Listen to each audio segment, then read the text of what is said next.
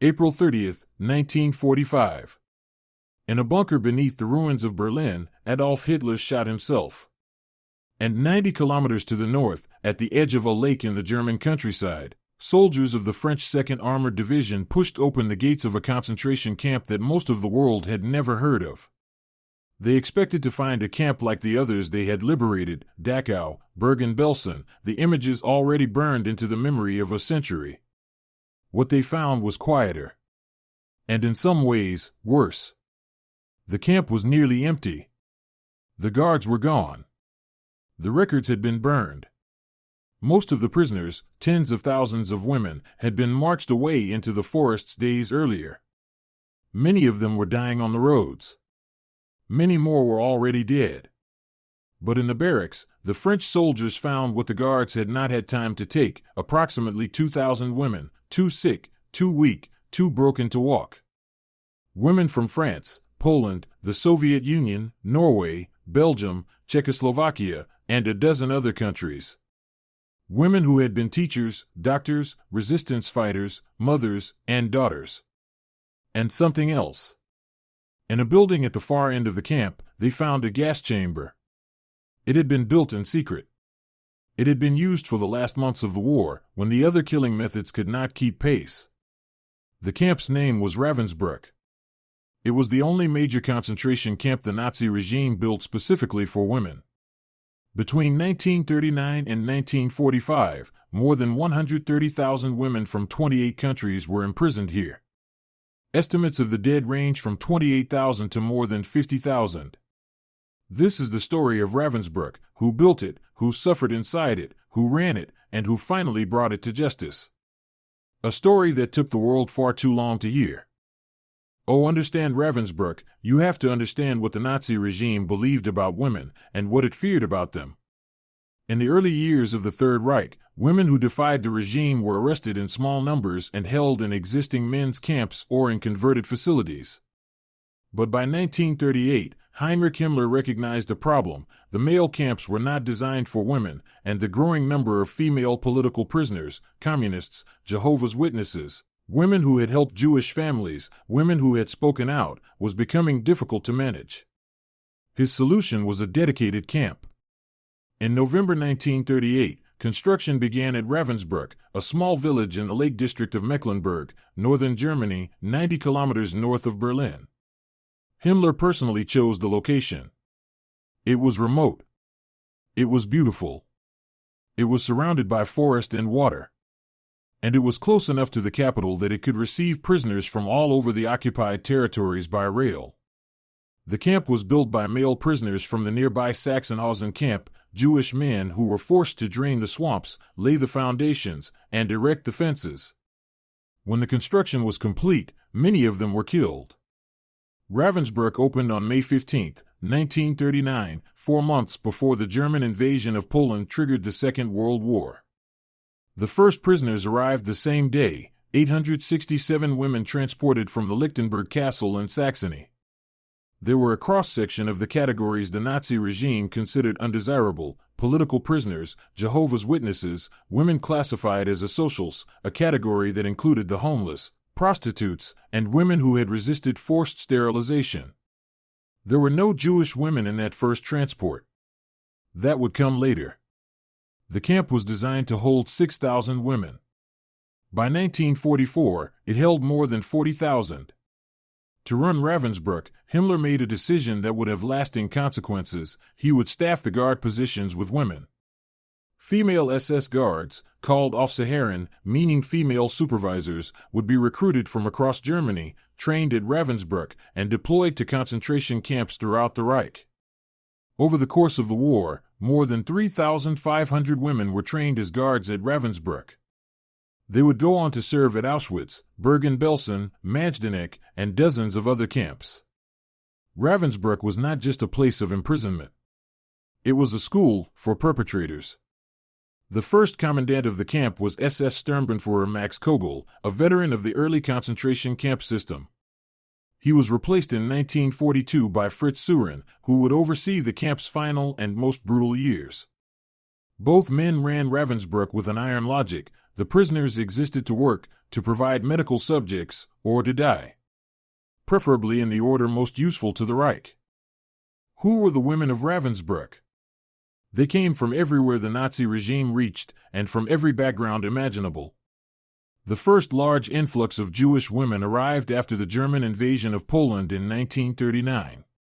Polish women, teachers, university students, members of the resistance, women whose only crime was being Polish, filled transport after transport. French women arrived after the fall of France in 1940, resistance fighters, women who had hidden Jewish families, women who had passed information to the Allies. Among them was Germaine Tillon, a French ethnologist and resistance member who would survive Ravensbrück and later write one of the first detailed accounts of the camp.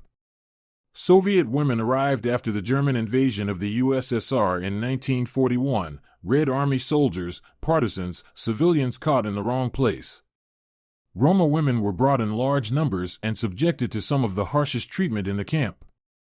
Norwegian women, Dutch women, Belgian women, Czechoslovak women, Greek women. By 1944, the camp held prisoners from 28 nationalities. Germaine Tillon later described arriving at Ravensbrück, "We had not expected this, that in the middle of what called itself civilization, this was possible. I told myself, I must remember everything. I must write it down. This must not be forgotten." Life inside the camp was structured around forced labor. Women worked in the camp's workshops, producing uniforms, equipment, and armaments for the German war machine. They worked for Siemens, which had built a factory adjacent to the camp to exploit the labor. They dug drainage ditches, cleared forests, and built roads. The work quotas were designed to be impossible. Women who did not meet them were beaten. Women who collapsed were sometimes shot on the spot. Punishment was systematic and public. The beating post, a wooden frame in the center of the camp, was used to administer lashings in front of assembled prisoners. The strafblock, or punishment block, held women in isolation cells for weeks at a time. And yet, against all odds, community formed. Women organized secret schools inside the barracks, teaching languages and mathematics in whispers. They held clandestine religious services. They kept diaries on scraps of paper, hidden inside mattresses. They organized small acts of resistance, slowing production, sabotaging equipment, sharing food.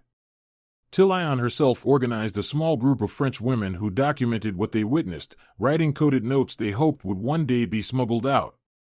Most of those notes survived. Tillon survived.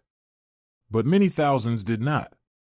The death rate at Ravensbrück accelerated year by year. In 1942, it was driven by overwork and starvation. In 1943, by executions. In 1944, by medical experiments that killed or permanently crippled hundreds of women. And in 1945, by something that had not existed at the camp in its earlier years, a gas chamber, constructed in secret, that the camp's own commandant would later deny ever knowing about. He was lying. In the summer of 1942, a group of women at Ravensbrück were summoned to the camp office and told they had been selected for a special work detail. They were young, most in their 20s. They were Polish. Many had been arrested for resistance activities. They were not sent to a work detail. They were taken to the camp's infirmary, placed under anesthesia, and operated on without their knowledge or consent. When they woke up, their legs were wrapped in bandages. They were in severe pain. And they did not yet understand what had been done to them.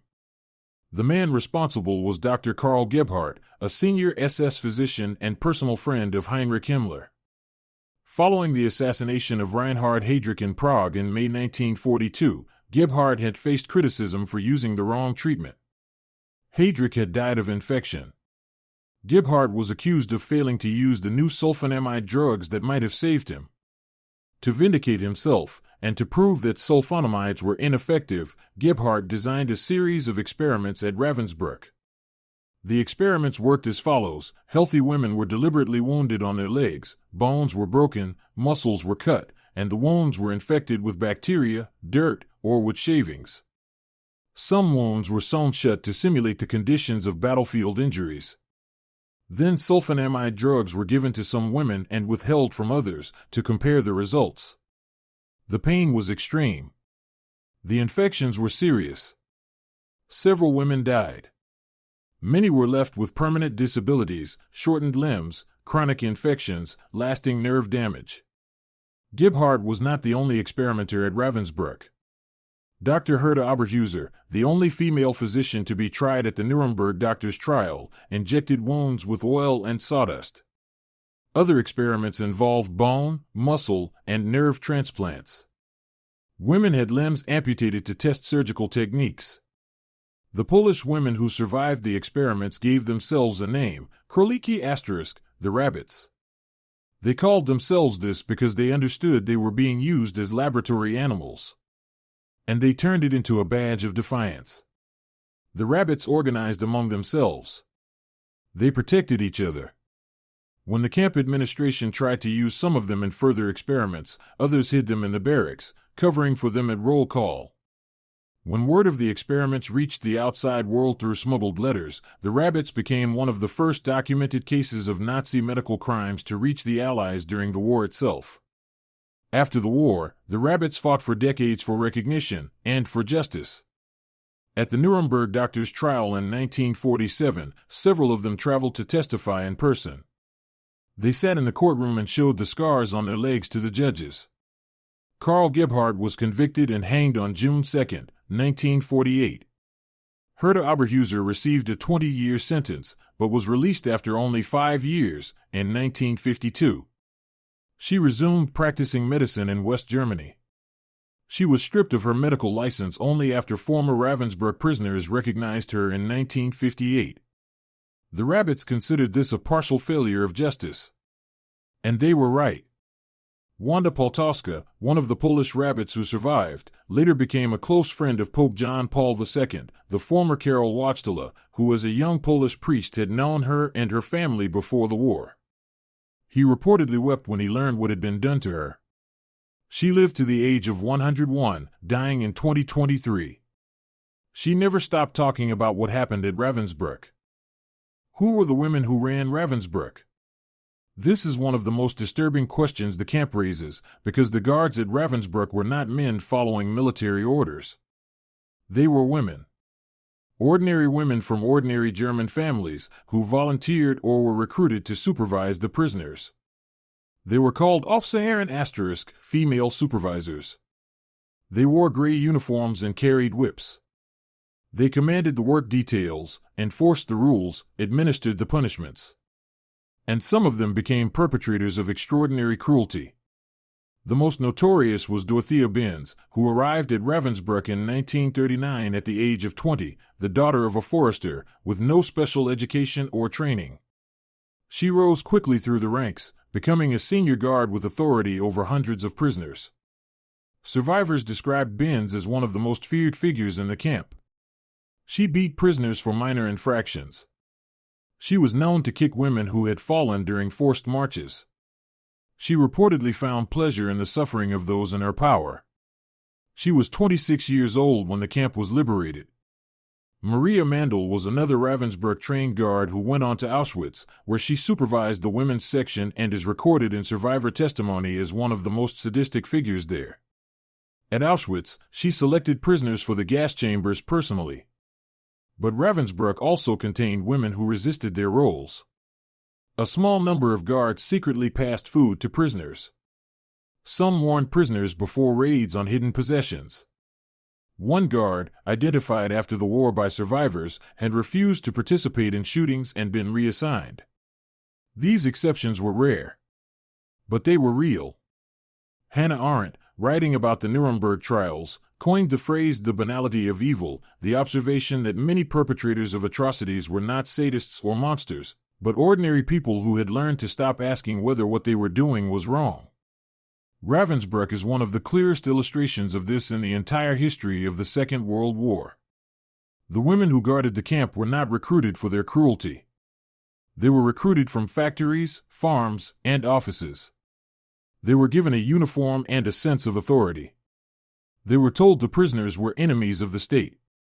And many of them, not all, but many, became exactly what the system needed them to become. After the war, the British military tribunals held the Ravensbrück trials between 1946 and 1948. 16 guards were prosecuted. Dorothea Benz was convicted of war crimes and hanged on May 2, 1947, at Helm prison. She was 27 years old. At her trial, she showed little remorse. Asked if she understood what she had done, she reportedly replied that she had only been following the rules of the camp. The judges were not persuaded. By the autumn of 1944, the sound of Soviet artillery could be heard in the distance. The Red Army was advancing across Eastern Europe. The German front was collapsing. And at Ravensbrück, Commandant Fritz Suren faced a problem: what to do with the tens of thousands of women who knew what had happened in the camp. Himmler's solution was the gas chamber. A small gas chamber had been constructed at the camp in late 1944. Its existence was kept secret, even within the SS. Many personnel claimed not to know about it. Prisoners were told they were being transferred to a rest camp called Matwerda. They were loaded onto trucks. The trucks drove to the gas chamber building. Survivors who worked near the building reported hearing screams, then silence. The bodies were burned in a crematorium that had been operating since the early years of the camp. Estimates suggest that between January and April 1945, as many as 6,000 women were gassed at Ravensbrück, the largest single killing operation in the camp's history, concentrated in its final months. At the same time, a remarkable negotiation was taking place. Swedish Count Folke Bernadotte, acting on behalf of the Swedish Red Cross, had been conducting secret talks with Heinrich Himmler about releasing prisoners from concentration camps. In February 1945, Himmler met with Bernadotte, at Ravensbrück itself, to negotiate. The result was Operation White Buses, a series of Swedish Red Cross convoys that transported thousands of Scandinavian prisoners, Danes and Norwegians, out of Ravensbrück and other camps to neutral Sweden. The operation saved approximately 15,000 lives, including nearly all the remaining Scandinavian prisoners at Ravensbrück. But for the Polish, French, Soviet, and Jewish prisoners, the majority, there was no deal. No convoys. No escape. In the third week of April 1945, Suren ordered the evacuation of the camp. The remaining prisoners, those who could still walk, were formed into columns and marched west into the forests. The death marches were chaotic, brutal, and largely pointless. Germany was collapsing. There was nowhere to march to. Thousands died on the roads in those final days. The women who could not walk were left behind. Suren fled. Several senior guards changed into civilian clothes and disappeared. On April 30, 1945, French soldiers arrived. The soldiers who entered Ravensbrück on April 30, 1945, were part of the French 2nd Armored Division, veterans of the campaigns in North Africa, Italy, and the liberation of France. They had seen combat. They had seen destruction. They had liberated other camps. Nothing quite prepared them for what they found at Ravensbrück. Approximately 2,000 women remained inside. Most were unable to stand. Many had typhus, tuberculosis, dysentery. Some had untreated wounds from the medical experiments. Some were so malnourished that their bodies had begun to shut down. The French soldiers set up a field hospital inside the camp. They brought food, medicine, and blankets. They called for doctors. Survivor Wanda Poltowska, one of the Polish rabbits, remembered the moment of liberation from a barracks bed where she had lain for days. A French soldier came in. He looked at us. He began to cry. I did not understand why he was crying. I think I had forgotten what it meant for someone to cry for another person. German Red Cross nurses who arrived in the following days refused in some cases to treat prisoners they had previously ignored. The French soldiers forcibly removed them from the camp. The recovery was slow. Many women who survived liberation died in the weeks that followed, their bodies too weakened by years of starvation and abuse to respond even to treatment. Fritz Suren, the last commandant of Ravensbrück, was captured shortly after the war's end. He was tried at the Hamburg Ravensbrück trials and hanged in June 1950. Germaine Tillion, the French ethnologist who had arrived at Ravensbrück as a prisoner in 1943 and survived by documenting everything she saw, published her account of the camp in 1946. She went on to become one of France's most respected historians and public intellectuals, advocating for human rights until her death in 2008 at the age of 100. She said she had survived because she had made herself a witness. To understand is not to forgive, she wrote. But to understand is to prevent. And preventing is the only purpose of memory that matters. The Hamburg Ravensbrück trials were held in 4 rounds between 1946 and 1948. 36 defendants, SS guards, camp officers, and medical personnel were tried by British military tribunals. 16 were sentenced to death. 11 were executed. Dorothea Benz, hanged May 2, 1947. Age 27. Karl Gebhardt, hanged June 2, 1948. Age 51. Fritz Surin, hanged June 12, 1950. Age 43. But the trials convicted only a fraction of those responsible. More than 3,500 women had been trained as guards at Ravensbrück. The vast majority were never prosecuted. Most went home, resumed their lives, and were never identified publicly. Herta Oberhuser, the only female physician convicted at the Nuremberg Doctors Trial, was released in 1952 after serving 5 years of a 20-year sentence. She practiced medicine in West Germany until 1958, when surviving rabbits recognized her and campaigned for her license to be revoked. The German Medical Association did not formally apologize for the crimes committed by German physicians during the Nazi era until 2012, 67 years after the war ended. Today, Ravensbrück is a memorial site. The lake, the forest, and the landscape remain almost unchanged. The crematorium chimney still stands. A permanent exhibition documents what happened: the prisoners, the guards, the experiments, the gas chamber. Every year, survivors and their descendants visit. The last rabbit to publicly speak about the experiments was Wanda Poltowska, who died in 2023 at the age of 101. She had spent 8 decades making sure the world did not forget what had been done in a camp by a lake in northern Germany, a camp built specifically for women, which for too long was overshadowed by the larger names: Auschwitz, Bergen-Belsen, Dachau. Ravensbrück was not a footnote. 130,000 women. 28 nations. 6 years. Their stories deserve to be told. If this video helped you understand what happened at Ravensbrück, share it. Leave a comment. History is only remembered if people choose to remember it.